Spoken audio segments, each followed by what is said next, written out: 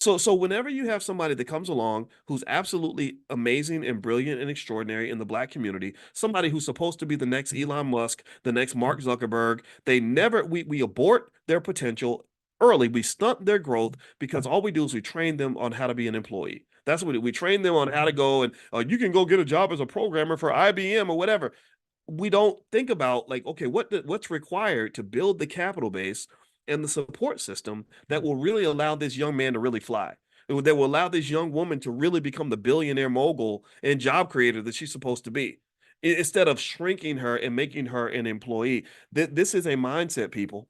And we got to shift the mindset. This is why we hired psychologists and therapists in the Black Business School, because you need some damn financial therapy on a major, epic, surgical, emergency level. Like, it is a crisis stage. It is crazy that millions of our people are gonna die with a net worth that is lower than that of a newborn baby. This is crazy. It's preventable. It's simple, but it's absolutely ridiculous. We should be embarrassed by this. And I'm not talking about just people that didn't go to school. I'm talking about the ones who went to school the longest. How in the hell did you go to school that long and put in all that effort and you hate your life, you're mistreated on your job, and your net worth is negative $25,000? Not That's not supposed to happen. That's not called building wealth. That's called losing wealth.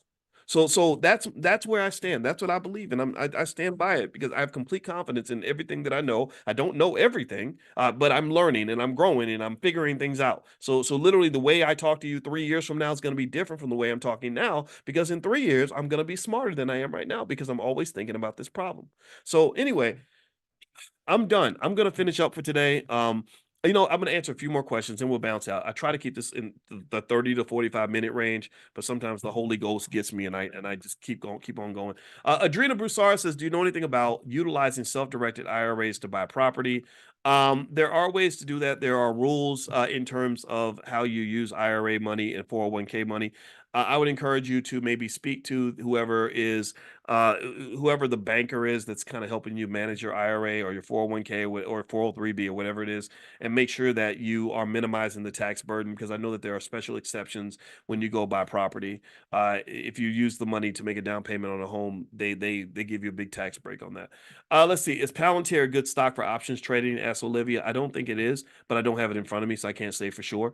If you want to see what we do in terms of options trading and all that stuff and income, it's a great way to make income.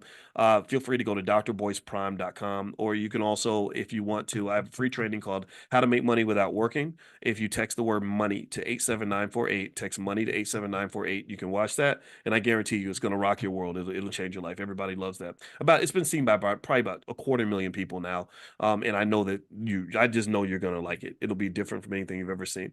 All right, so let's see. Paul Bacadney says, I have 3 young men working in my warehouse. I told them they must save and invest a portion of their earnings. Can I get some direction to facilitate this request? Yeah, what I do for the young people that work for me, I got a couple of young guys that work for me and a couple of young ladies.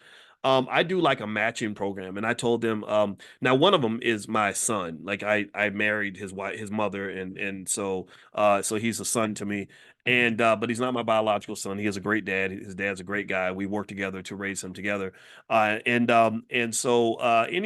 the deal I made with him was like a matching program, and I said, every penny, I said, I'll be the bank of Boyce, and I'll hold your money. And for every nickel that you put in the bank of Boyce in a year, I'll double that money for you. So I'll give you a really good ROI. Now, obviously, you can't do that for everybody, but maybe you can do something else, some other type of incentive to maybe say, I'll add, a little bit to it. Like companies do that. Like they'll match, or they'll match up to a certain amount that you put in your 401k as an incentive to invest. So I encourage you to consider doing something like that with your kids or with anybody that you care about, to encourage them to save and invest. Because here's the thing.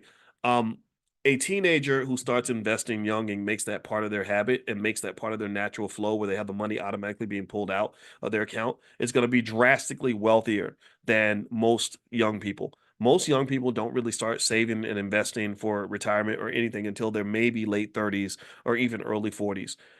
I wish I could show you a chart that will show you the hundreds of thousands of dollars in terms of the difference in wealth levels that occur if you start investing at, say, 19 versus 39. It's not even close. It's ridiculous. But then here's the other thing. I want to take you to the next level. and show you the difference in wealth that occurs between somebody who starts investing at the age of 0 versus somebody who starts even at the age of 19. Now, obviously, a person cannot invest at the age of 0. Newborn babies don't have any money. They don't know anything about the stock market. A child is born with no state of mind, blind to the ways of mankind, right? So the baby doesn't know how to invest.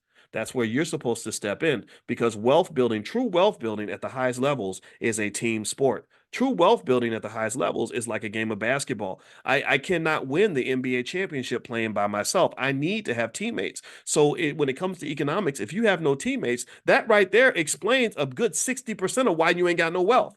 You can't really have wealth in America if you have no teammates. So, and then also you got to understand that you got to be a good teammate. Stop abandoning these kids. Stop financially abusing them. Stop sending them out across town begging a stranger to give them something you should have gave them at birth. That's insanity to me. That is absolute insanity. It's abusive, and the evidence is everywhere. The evidence is everywhere. The evidence is everywhere. The only reason that you don't respond to it is because you, just like the rest of America, just like the rest of the world, have become completely immune to the effect of black suffering.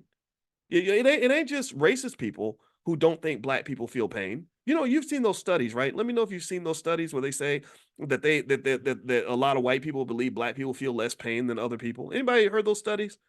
So I don't think it's just white people who think that. I think we think that. I think we do.